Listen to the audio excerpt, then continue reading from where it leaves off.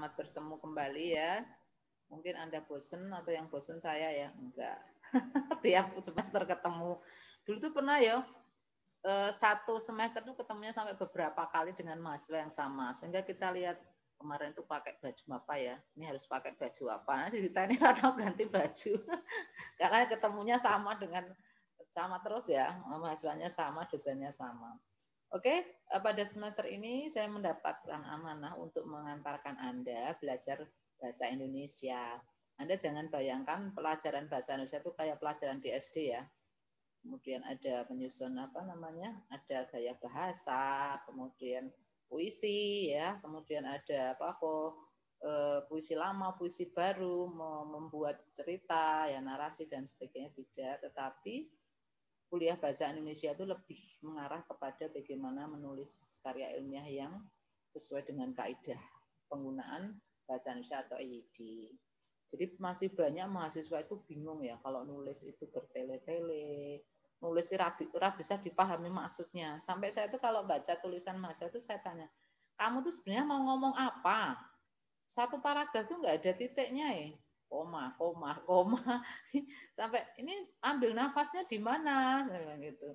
Sebetulnya dalam bahasa Indonesia itu kalimat itu sama dengan kalimat in English ya, sentences.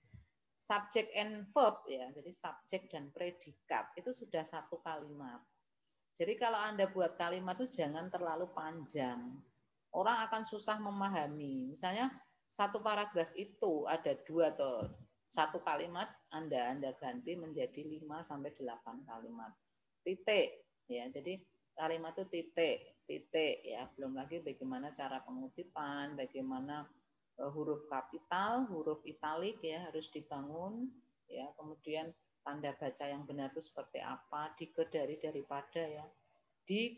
Keterangan tempat dipisah. Banyak itu mahasiswa yang harusnya dipisah disambung, harusnya disambung dipisah gitu. Dikembangkan dipisah, di tempat lain disambung. Nah, kayak gitu banyak di sana, di atas disambung ya. Itu harus Anda ketahui sehingga salah satu referensi pada mata kuliah ini adalah EYD. Ya, jadi Anda bisa beli buku EYD itu murah tipis. Murah ya, dulu 20.000 nggak tahu sekarang berapa. Itu Anda harus pahami tentang bagaimana cara menuliskan kalimat atau kata sesuai dengan EYD.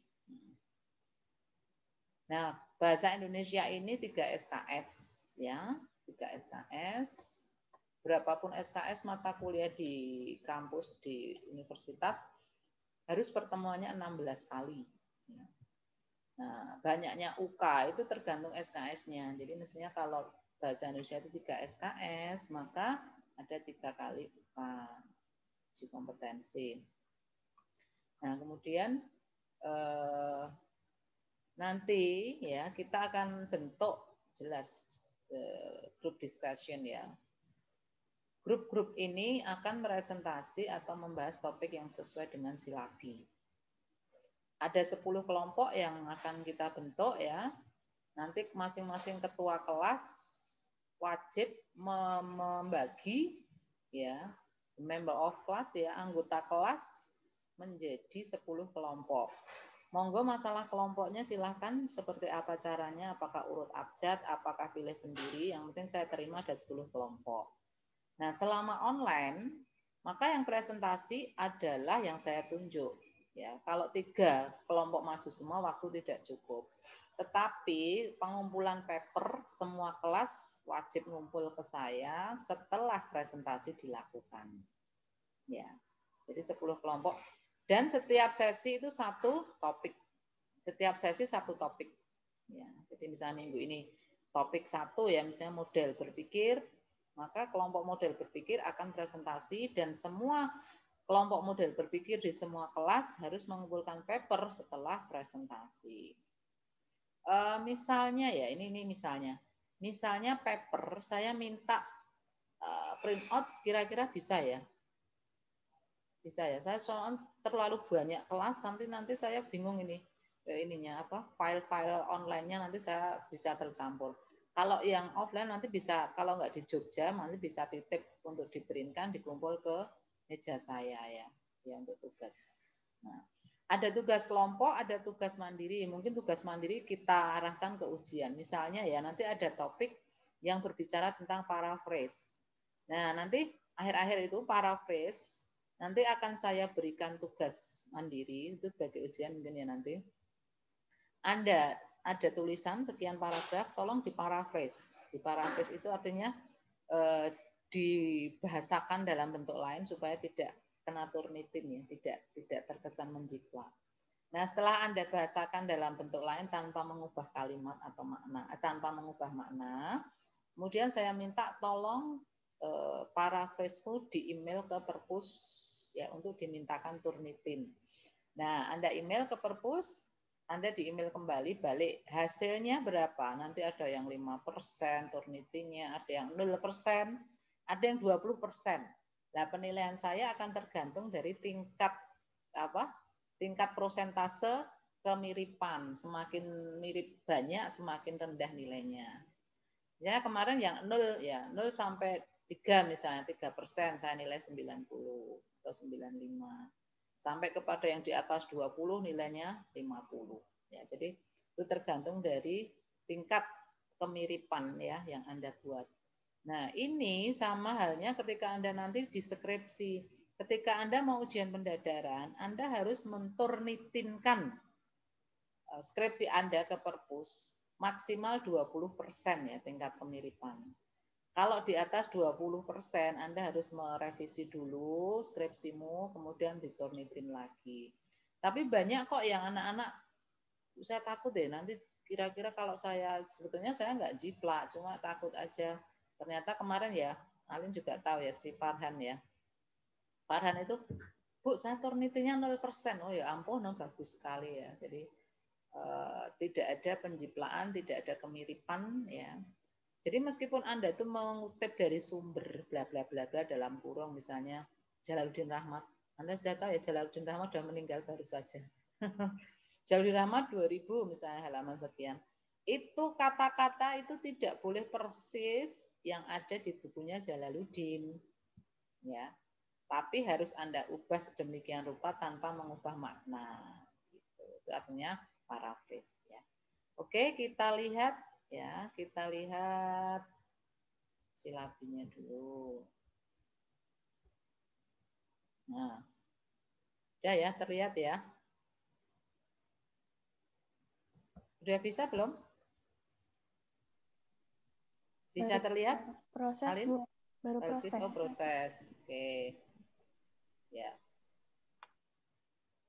Sudah? Sudah, Bu. Oke. Sudah, Bu. Ya. Oke ya, jadi materi kuliah bahasa Indonesia ini ya berisi tentang dasar-dasar dan alat-alat yang menunjang kompetensi mahasiswa dalam menulis karya ilmiah. Ya, jadi ini kaitannya sama penulisan karya ilmiah. Bukan kaitannya sama penulisan non-ilmiah. Loh, bedanya apa toh karya ilmiah sama non-ilmiah? Anda tahu nggak karya non-ilmiah itu seperti apa toh? Contohnya apa? Non-ilmiah. Fikih Pulungan? Fikih? Nggak Ya, ada Bu. Ya. Ya, Bu. On-cam fikih? Oh iya, Bu. Novel, Bu, novel. Ya kalau nggak ada saya panggil. Fikih. Kamu Iya, Bu. panggilnya apa kemarin? Lupa, Bu. Panggilanmu apa? Marnoviska, Bu. Apa? Pulungan, Bu. Pulungan. Pulungan. Ya. Karya non ilmiah itu contohnya apa Pulungan?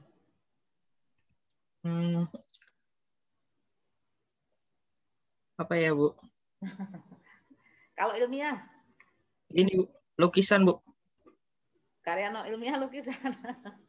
Lukisan. Kalau ilmiah apa? Itu karya. Itu, Bu, obat. Karya bukan karya. Kalau lukisan itu karya seni ya, Pulungan. Iya, Bu. Kalau karya ilmiah, non ilmiah itu kaitannya sama tulisan ya. Jadi ketika menulis iya, Bu. Nyata ya, tidak fiktif, non fiktif. Nyata, kemudian dituliskan sumbernya, itu namanya ilmiah.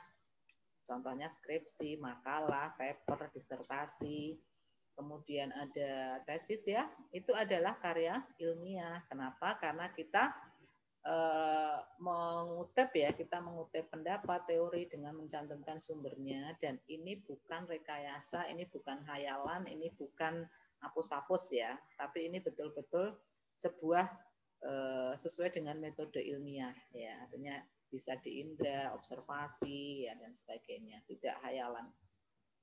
Nah, contoh karya non ilmiah apa itu? Contohnya yang tidak pakai sumber dan itu mungkin hayalan. Contohnya apa? Novel, ya, novel, cerita bersambung. Kalau esai gimana kira-kira? Esai, Aryan. Kalau esai gimana, Yan? Ilmiah bukan? Gimana, Bu? Esai, tahu esai enggak? Esai ilmiah bukan, Bu? Oh, esai ilmiah bukan? Iya, Bu, ilmiah. Apa iya, Bu? Esai itu ilmiah ya? Memang dicantumkan sumbernya. Esai kan, Bu? Oh, enggak, Bu, non. Hah? Non, Bu. Ya. Kalau esai itu semi ya? Iya, semi ilmiah. Karena itu bukan hayalan, tapi tidak perlu mencantumkan sumber. Sumbernya. Ya. Nah, kompetensi yang diharapkan dari mata kuliah ini adalah mahasiswa mampu berbahasa Indonesia yang baik dan benar. Kira-kira bahasa Indonesiamu tuh benar nggak toh? Asal-asal ya, asal bahasa berbahasa kadang-kadang membingungkan, tidak efektif ya. Sebagai pendukung utama dalam melaksanakan tugas keilmuannya ya. Nah, menunjuk pada bahasa Indonesia ragam baku ilmiah dalam penulisan karya ilmiah. Jadi titik fokusnya bukan pada penulisan karya ilmiah, tetapi pemakaian ya bahasa yang dipakai dalam menulis karya ilmiah. Jadi kalau titik fokusnya pada penulisan karya ilmiah itu dipelajari di MPK, ya. Tapi bagaimana menulis latar belakang masalah dengan bahasa yang gampang dipahami itu dipelajari dalam bahasa Indonesia. Paham nggak ini bedanya? Paham nggak, Biondi? Biondi? Gimana? Ya, tahu? Bu. Mana Insya Allah wajahmu? paham. Apa yang kamu pahami coba? Apanya? Apanya? Yang tadi paham tadi loh. Kamu paham apa? Karya. Tulisan yang udah dipahami itu di mata kuliah bahasa Indonesia, Bu. Kamu disambi apa tuh ini, Biondi? Disambi apa ini? Disambi ngumpulin nyawa, Bu. Maksudnya? Kok enggak on cam kenapa habis ini? ngolet, AKA baru tangi, Bu. Ya, makanya saya juga ini pada belum bangun ini. Makanya orang paham, jangan-jangan kamu tuh buka ini terus kamu tinggal tidur ya? Enggak ya, Bu. Kok enggak paham, tadi paham terus kon jelasnya malah enggak paham lagi. Coba siapa yang bisa memahamkan tadi? Siapa?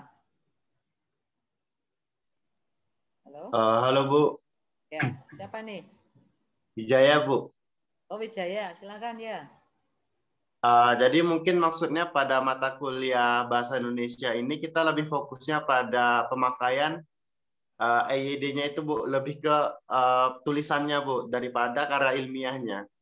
Sementara kalau yang di MPK itu kan kita belajar tentang bagaimana cara membuat karya ilmiah yang baik. Nah, sementara kalau di Bahasa Indonesia itu kita lebih kepada isi teksnya Bu, apa? Cara penulisan teksnya itu Bu. Oke, ya betul ya, benar. Berarti benar-benar menyimak tadi Wijaya ya. Oke, lanjut. Secara umum materi kuliah bahasa Indonesia ini ya yang mencakup inilah silabinya. Nah, pertemuan pertama sebagaimana yang lain pasti itu silabi ya. Introduction, silabi and study, kontrak ya, kontrak belajar. Kontrak belajar kalau selama online ya tidak ada banyak hal ya. Tapi kalau offline misalnya tidak boleh telat, berpakaian sopan, misalnya harus presensi harus datang 75% dan sebagainya. Nah, kalau online gimana saya mau ngecek ya? Anda yang nggak ikut kuliah, ikut presensi. Saya nggak tahu kejujuran Anda bagaimana. Itu tanggung jawabmu ya sebagai sebagai mahasiswa dan sebagai hamba Allah ya, Anda tidak ikut kuliah, tidak tahu apa-apa, ngerti-ngerti presensinya penuh. Nah, itu yang tidak bisa kami cek ya. Itu kaitannya sama etika. Kemudian pertemuan kedua itu masih saya yang berbicara, yaitu tentang pemahaman tentang karya ilmiah. Apa itu karya ilmiah, kemudian bedanya dengan non ilmiah, kemudian apa, ada yang semi ilmiah dan sebagainya. Itu akan kita jelaskan di sini ya. Kemudian mulai diskusi kelompok 1 berbicara tentang model berpikir ilmiah dan dalam penulisan karya ilmiah. Kelompok 1 itu akan membahas misalnya macam-macam model. Ada model duduk perkara, misal duduk perkara. Ada yang pendahuluan, isi, penutup. Ada yang tesis, antitesis. Ya, nanti ada beberapa model yang bisa dikembangkan ketika Anda menulis karya ilmiah. Ini mau mulai dari mana dulu toh ini? Nah, mulai dari permasalahan dulu, kemudian permisalan, kembali ke duduk perkara lagi. Nah, ada macam-macam yang bisa dikembangkan, tinggal Anda nanti bisa memilih salah satu.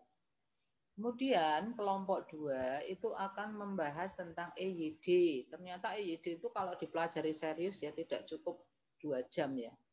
1 memahami, kemudian contohnya bagaimana, ya. Kemudian Anda harus bisa membuat contoh yang lain ya. Itu tidak cukup 2 jam, karena nggak cukup untuk 1 pertemuan ya. Nanti kita lihat sampai waktu yang cukup secukupnya sampai di mana ya, nggak apa-apa EYD.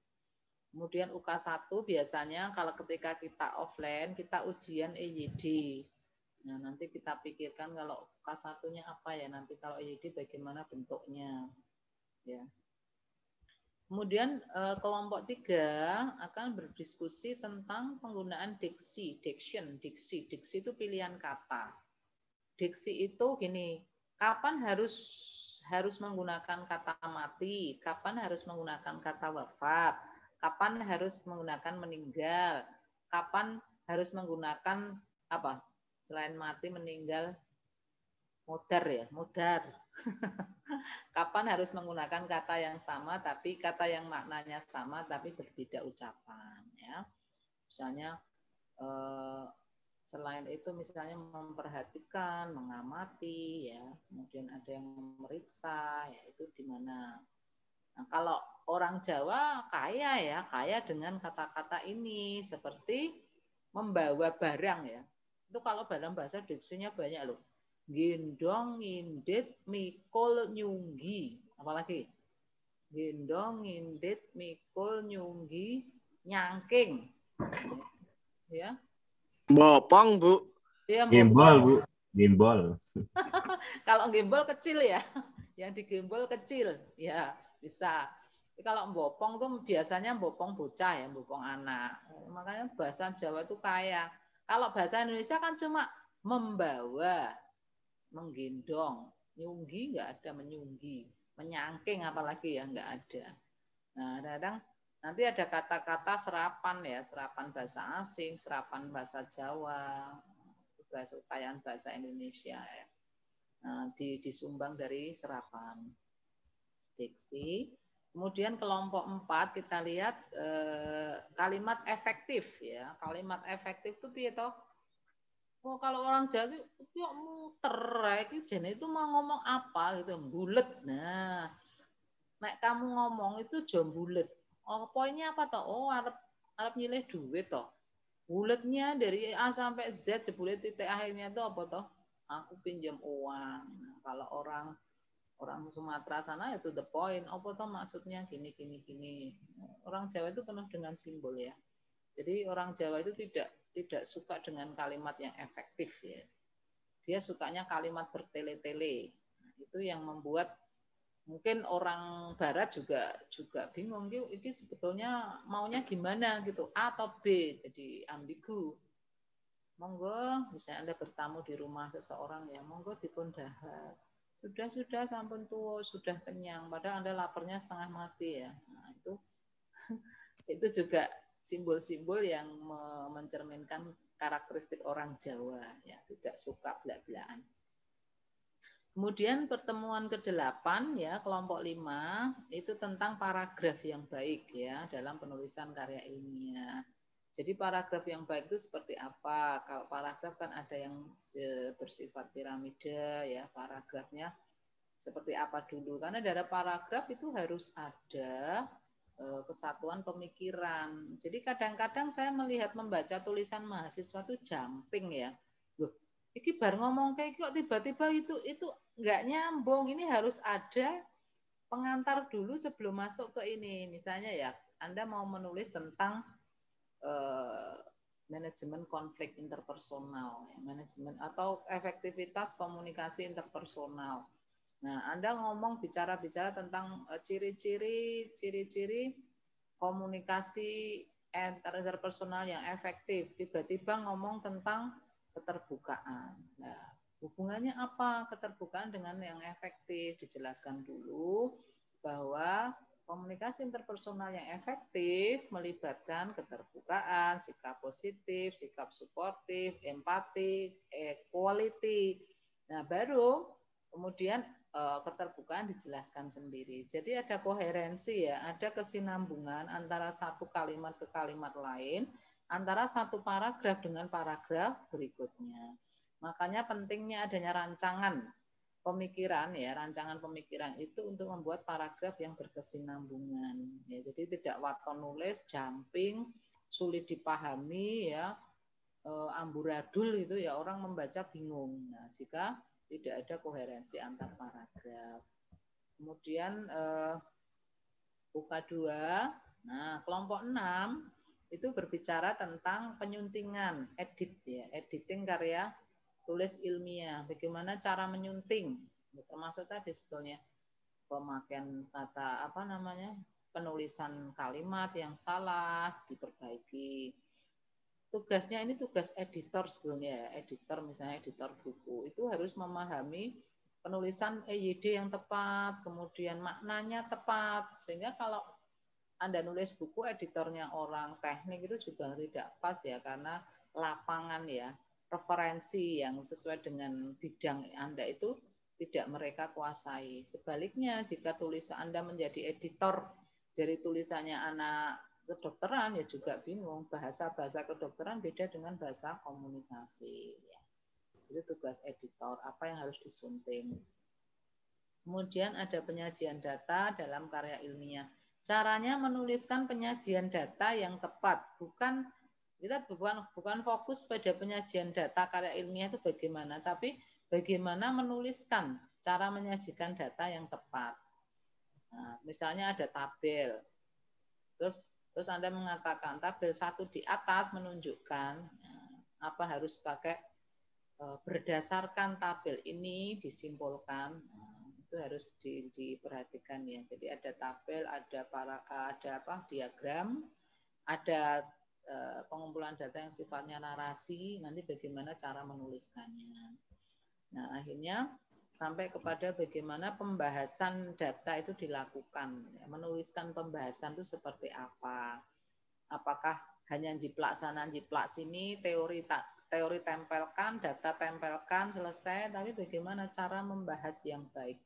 Nah, ini tidak diajarkan ya, meskipun ini agak masuk ke metodologi, tetapi di metodologi penelitian itu tidak sampai membicarakan tentang bagaimana membahas sebuah data dalam karya ilmiah.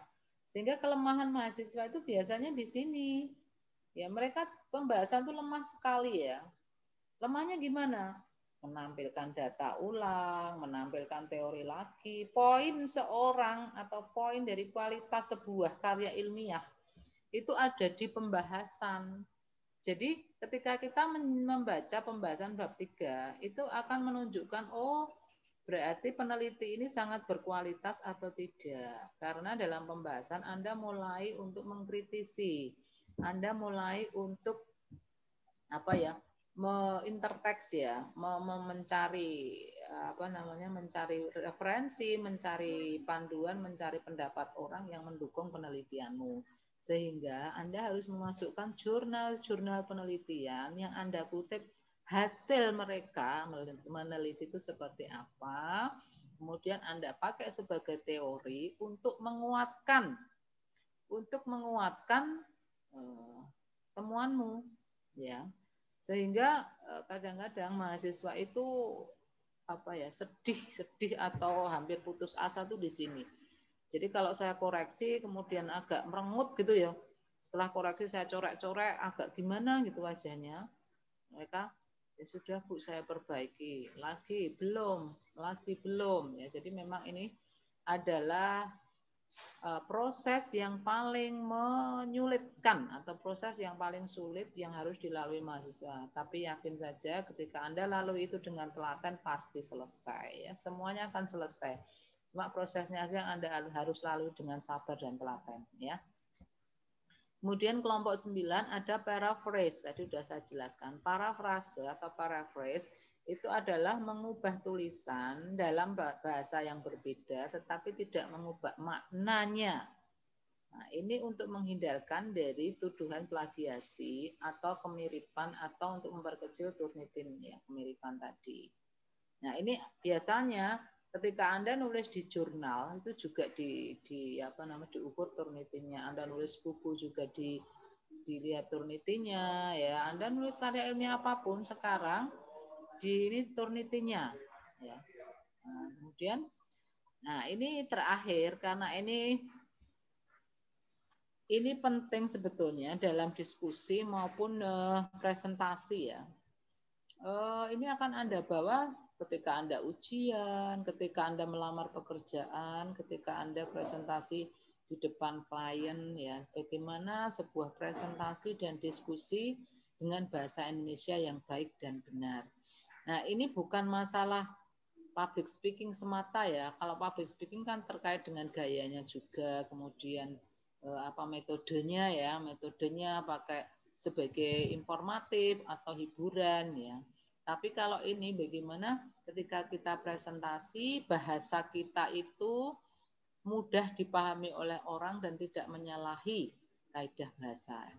Kemudian, saya nggak tahu ini nanti prakteknya apakah kita buat video ya sebagai tugas UK ya, buat video presentasi dengan bahasa Indonesia yang baik dan benar.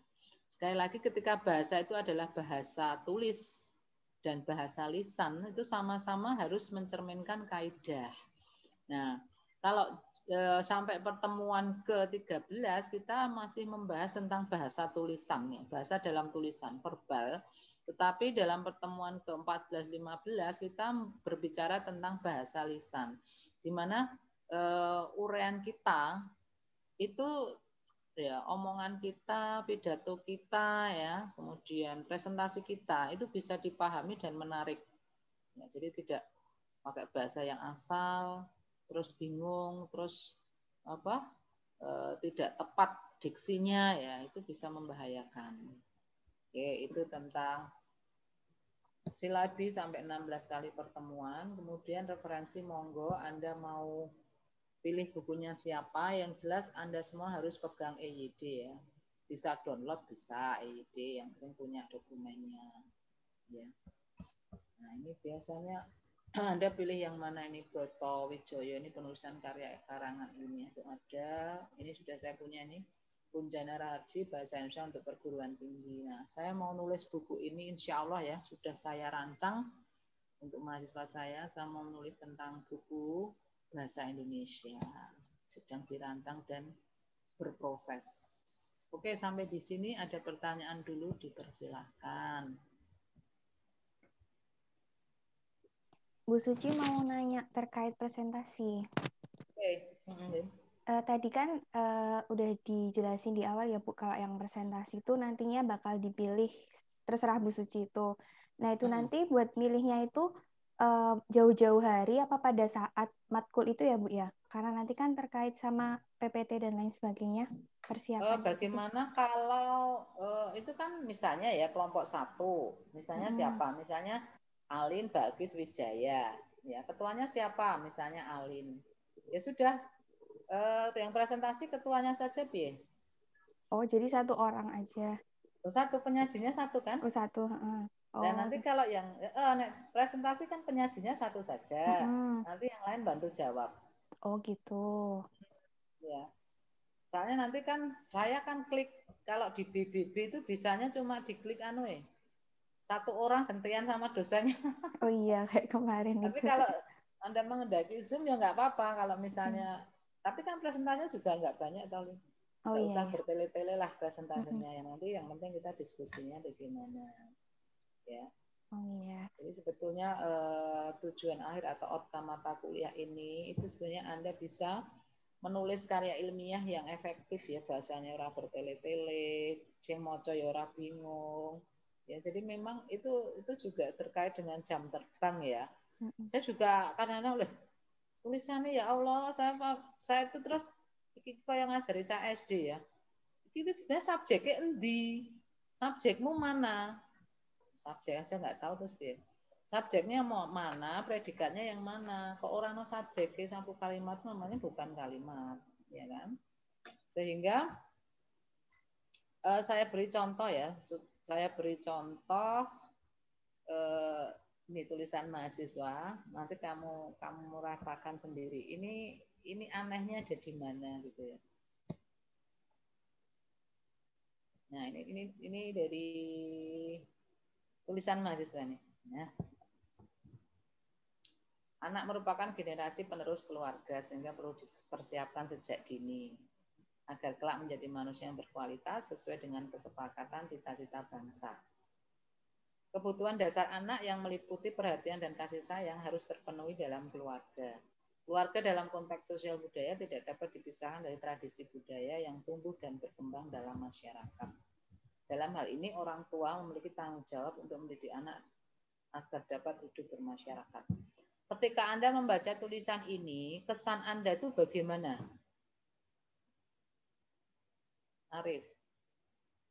Iya, Bu. Kesanmu piye, Arif? Agak aneh yang ini, Bu. Kalimat kedua, agar. Kata agar itu kalau di paling depan tuh.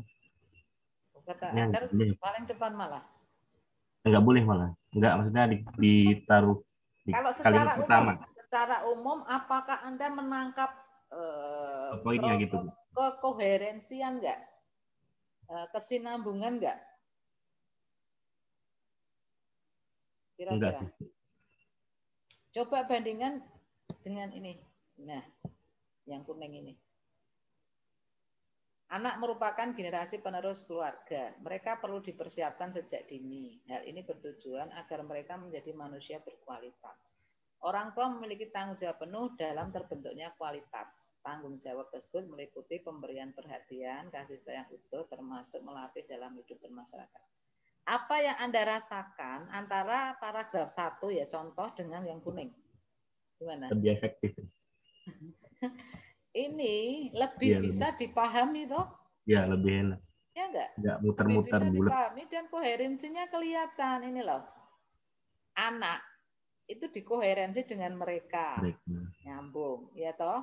Ya, dipersiapkan sejak dini apa? Hal ini itu persiapan sejak dini bertujuan agar mereka menjadi manusia berkualitas. Terus koherensi dengan kalimat lanjut. Ya ini siapa yang bertanggung jawab pada kualitas anak? Orang tua. Ya. Tanggung jawab tersebut ini, tanggung jawab ini meliputi yang nyambung terus. Ya, itu namanya koherensi. Jadi ketika kita menulis tidak jumping. Nah, kalau ini jelas salah, agar itu tidak boleh di awal kalimat karena ini kata sambung, ya. Nah, ini saya rangkum seperti ini, itu saya ingin menunjukkan loh, kalimat yang ini kalau dijadikan kalimat seperti ini, efeknya apa? Mudah dipahami dan tidak jumping ya. Jadi kadang-kadang ketika Anda menulis itu waton pengen nulis apa gitu yang muncul di kepala tulis. Padahal tidak seperti itu. Kita harus melihat ini hubungannya apa. Kita kalimat kedua ini harus terkait dengan kalimat pertama. Gitu. Kalimat kedua harus terkait dengan kalimat ketiga. Nah, jadi nyambung gitu loh. Nah, ya enggak. Setelah baca ini kan gampang toh dipahami toh. Nah, ternyata seperti ini tidak gampang juga ya. Jadi mereka itu nulis waton aja. Ini mungkin ngutip di bukunya A. Yang ini ngutip di bukunya B, template. Waton tempel dan tempel akhirnya jadinya kebingungan. Coba ini lagi satu lagi ya, game. Nah, ini yang tulisan mahasiswa juga. Game yang saya akan bahas ini adalah game PUBG mobile yang sedang marak-maraknya. Kotak.game.com mengatakan bahwa jumlah pemain game sudah terdata 75 juta pemain dan belum termasuk. Nah, ini kedua banget toh. Mau bernapas di mana ini? Belum termasuk pemain yang baru mulai mendaftar ketika sudah dirilis. Game ini menjadi tren di setiap kalangan termasuk anak remaja. Sampaikan dulu. Sebagian besar anak remaja sangat gemar memainkan game tersebut. Para remaja memainkan game tersebut atau game Mobile Legends dengan berbagai alasan untuk bermainnya. Oh ya, bahasa Jawa ya. Alasan maine. Berbagai alasan untuk bermainnya. Seperti hanya ingin tahu, hanya mengikuti tren untuk menghilangkan kebosanan dan mencari banyak teman via lain. Nah, ini juga kalimat ini bertele-tele ya, tidak efektif, kemudian melanggar kaidah. Saya coba untuk membuat kalimat yang efektif, coba bandingkan. Nah, hanya segini. PUBG Mobile adalah game online yang sedang tren saat ini. Titik. Jumlah pemain game ini sudah mencapai 75 juta pemain, belum termasuk pendaftar baru. Titik.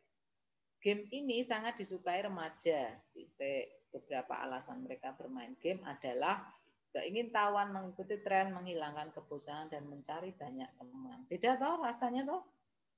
Ya, ini kamu membaca ini bingung tuh, mau ngomong apa toh poinnya sebetulnya. Setelah dilihat efektifnya cuma seperti ini. Jadi coba ini enggak berhenti sampai segini ya, sampai 4,5 baris. Padahal kalau kita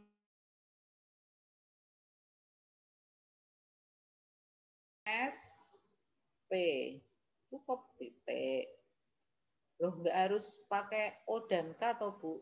Itu adalah pendukung, tidak harus. Ya, tidak semua kalimat mengandung SPOK, tidak harus. Tapi setiap kalimat harus mengandung S dan P. Ya, harus mengandung S dan P. Nah, sehingga ketika kita bicara tentang penulisan karya ilmiah ya, menulis dalam penulisan karya ilmiah yang baik, ini nggak bisa dipisahkan ini. Ketika kita bicara paragraf, ya bicara koherensi dalam kalimat, ya bicara efektivitas atau kalimat efektif, juga EYD dan model berpikir. Jadi ini sebetulnya satu kesatuan yang tidak bisa kita pisahkan ya dalam menulis. Ya, jadi tulisanmu itu, paragrafmu itu akan mengandung koherensi, mengandung kalimat efektif, mengandung EYD dan model berpikir tertentu. Gitu.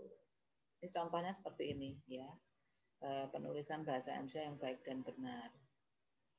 Nah, nanti kalau yang membahas tentang kalimat efektif, kalimat bertele-tele itu contohnya seperti apa? Banyak sekali. Ada repetisi ya, diulang-ulang.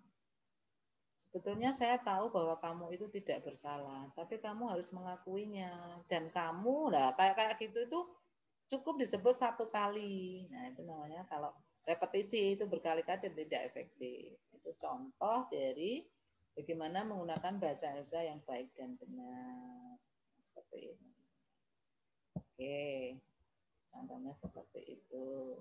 Silakan kalau ada yang bertanya lagi. Jadi nanti yang presentasi satu saja ya. Boleh kalau misalnya Anda, kalau di Zoom kan bebas ya siapa mau bicara. Tapi kalau yang pakai PPP itu saya harus mengklik nama mahasiswa untuk jadi penyaji dulu. Sehingga harus lapor ke saya siapa yang mau menjadi penyaji. Dan itu harus gantian dengan saya. Kalau di PPP itu kalau saya muncul layar presentasi Anda nggak muncul. Tapi kalau saya pindahkan ke Anda, saya hilang ininya layarnya Anda yang punya layar gitu. Jadi memang keterbatasannya seperti itu. Ya, silakan yang lain. Ada 74. Ini nggak pernah full ya, nggak pernah 90 tuh nggak pernah ya. Padahal aslinya mesti lebih tuh, itu satu kelas 30 lebih tuh. Iya, saya nggak pernah melihat ini jumlahnya 95 itu nggak pernah. Paling pol 87 itu ya. Silahkan kalau ada yang masih perlu ditanyakan.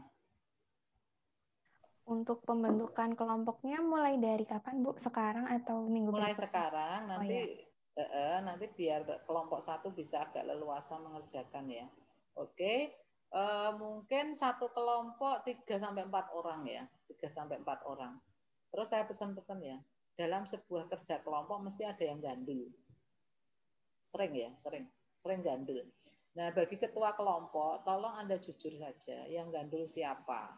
Karena ketika Anda nggak lapor ke saya, Anda rugi.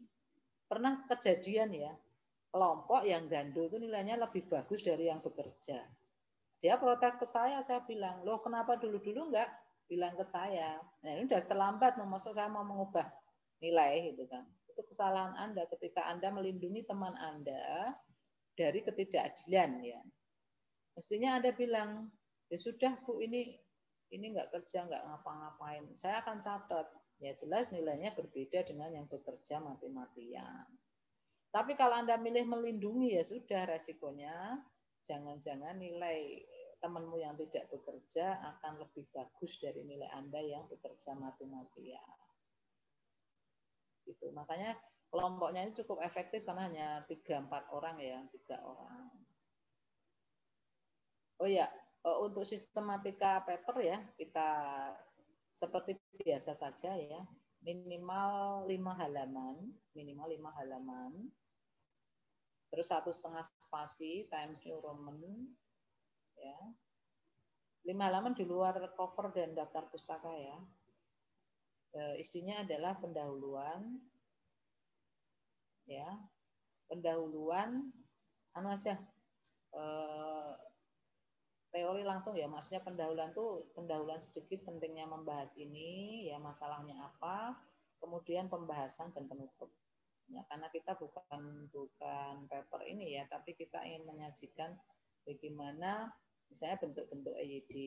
Nah pendahulunya isinya mestinya banyak kesalahan-kesalahan yang terjadi pada penulisan karya ilmiah pada siswa pelajar maupun kemudian pembahasannya EYD-nya seperti apa, dan kesimpulannya silakan. Kesimpulannya boleh rangkuman Anda atau sebagai kesimpulan akhir, ya apa yang harus dilakukan oleh seseorang ketika harus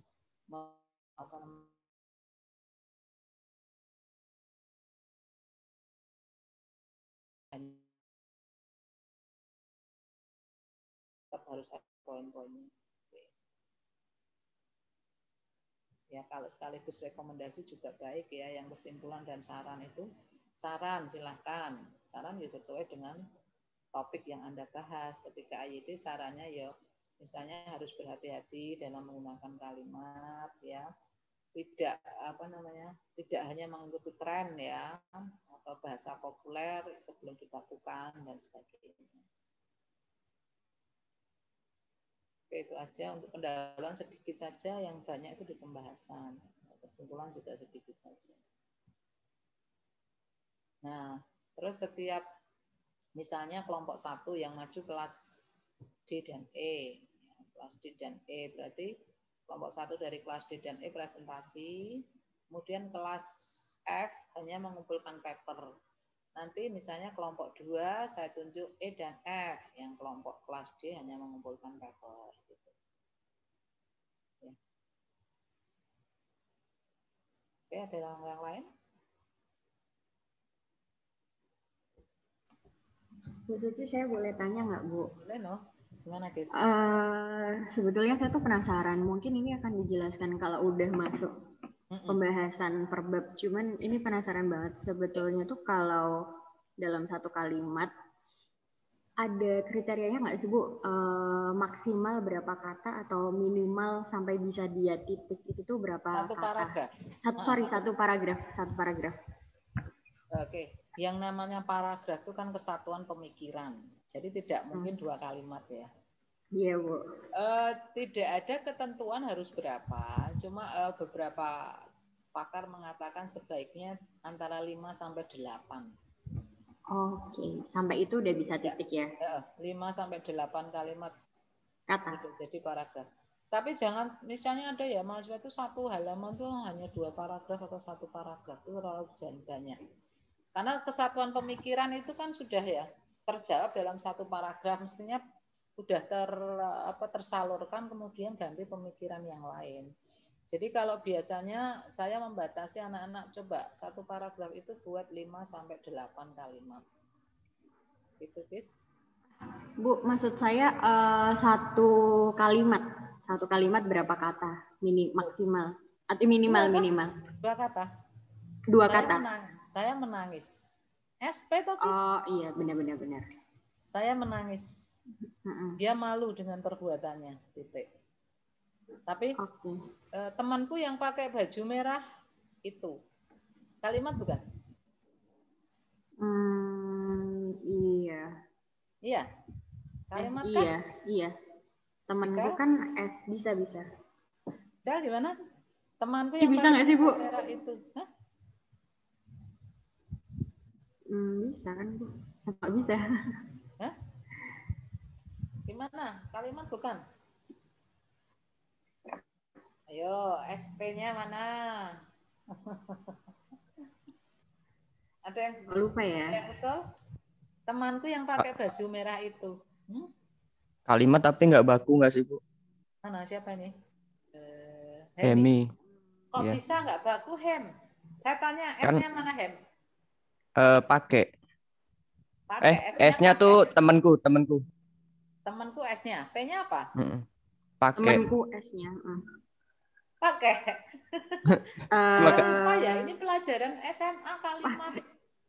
Itu menurut saya itu bukan kalimat, Bu. Iya sih.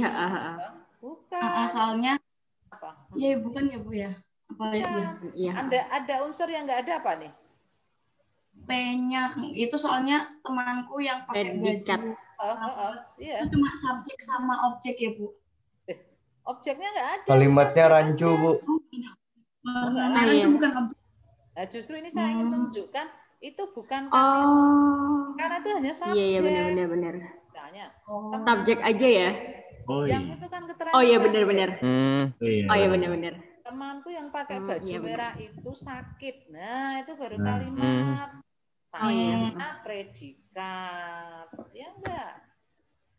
Makanya ada kata yang itu adalah keterangan. Keterangan dari subjek. Gitu loh. Nah, jadi saya menangis itu kalimat. Dia sakit kalimat. SP-nya ada kok. Iya, benar. Wes Biondi wis adus kuwi. Biondi wis adus ya? Udah mandi ya? Habis wudu, Bu. Sholat apa?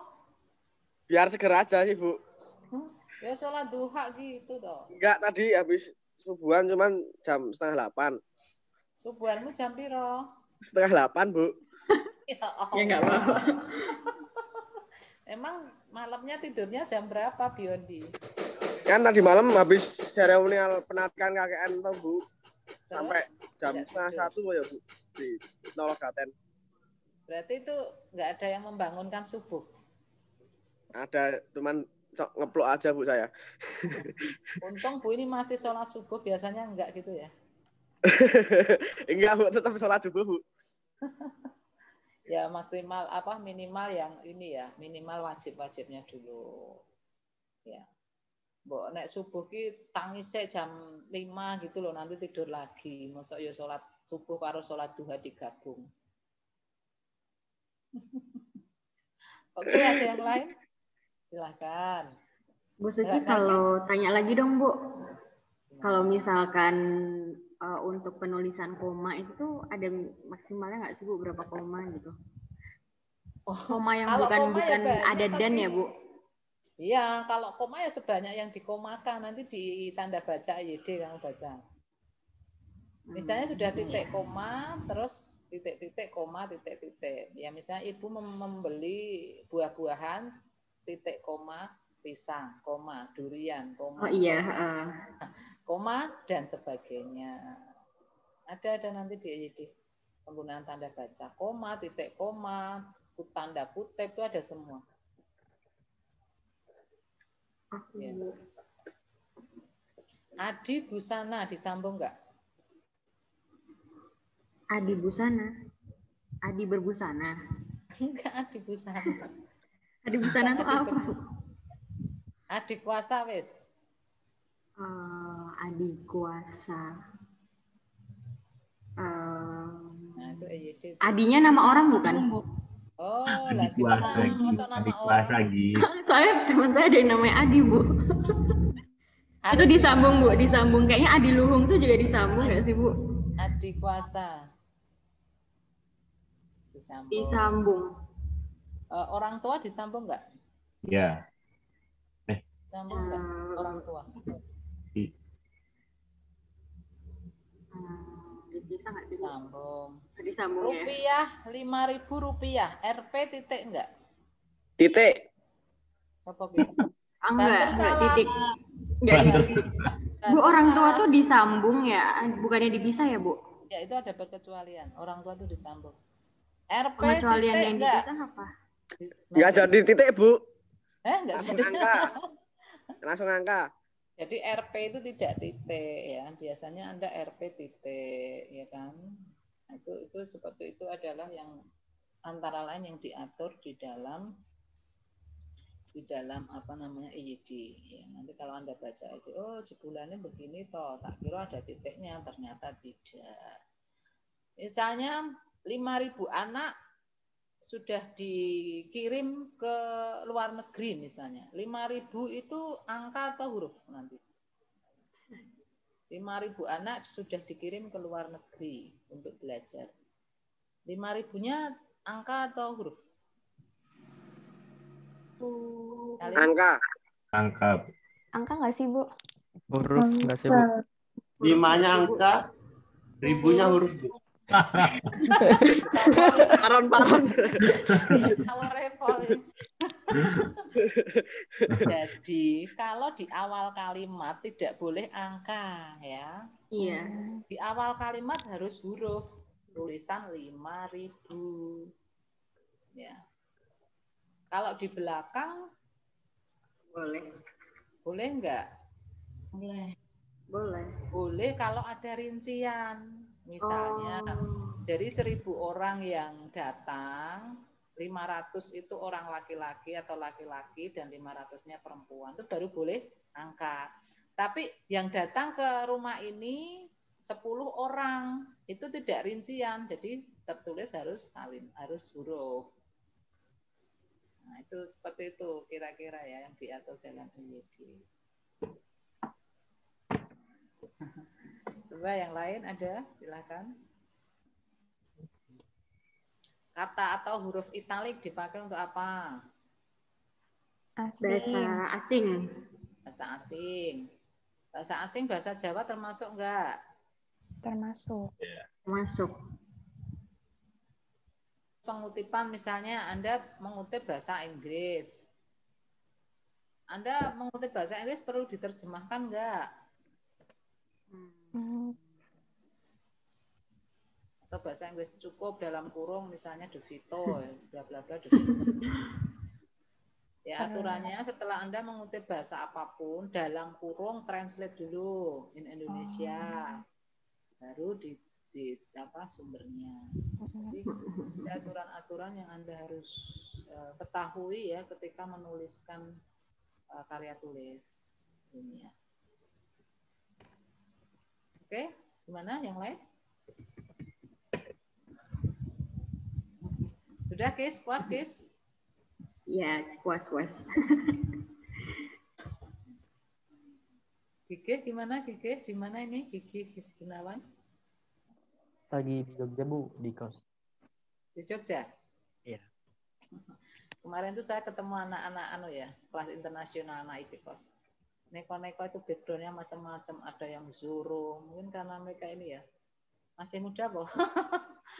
Ada yang Zoro, saya bilang, coba kamu ganti itu profilnya wedding, kamu mantennya, saya bilang. Ketawa. Ada yang Zoro, ada yang ini neko-neko. Oke, yang lain sudah jelas atau masih ada? Jadi saya mau masuk minggu depan dengan saya dulu ya. Nanti kita lihat kalau BB-nya belum baik ya kita zoom lagi aja. Ya. Ada lagi? Sudah? Berapa nih partisipannya? 74. Maka saya pakai yang zoom kuota 100 ya saya nggak khawatir karena nggak pernah ya. Ada satu khawatir loh, Anda jumlahnya paling kan 100 lebih loh. Nanti nek masuk semua piye ada yang nggak bisa masuk. Ternyata nggak pernah mencapai angka 90. Ya, saya nggak tahu apakah memang nggak dapat sinyal atau memang males aja ya kuliah online. Makanya saya bilang nanti Anda itu sarjananya sarjana online. Beda nggak ya secara ini sebetulnya ya beda ya, tidak kurang efektif juga apapun itu. Tapi bagaimana lagi ya kondisi mengharuskan Anda seperti ini. Ya itu banyak Bu, mau offline toh Bu. Biasanya anak-anak yang concern ya itu minta offline ya. Mereka rugi mungkin ya.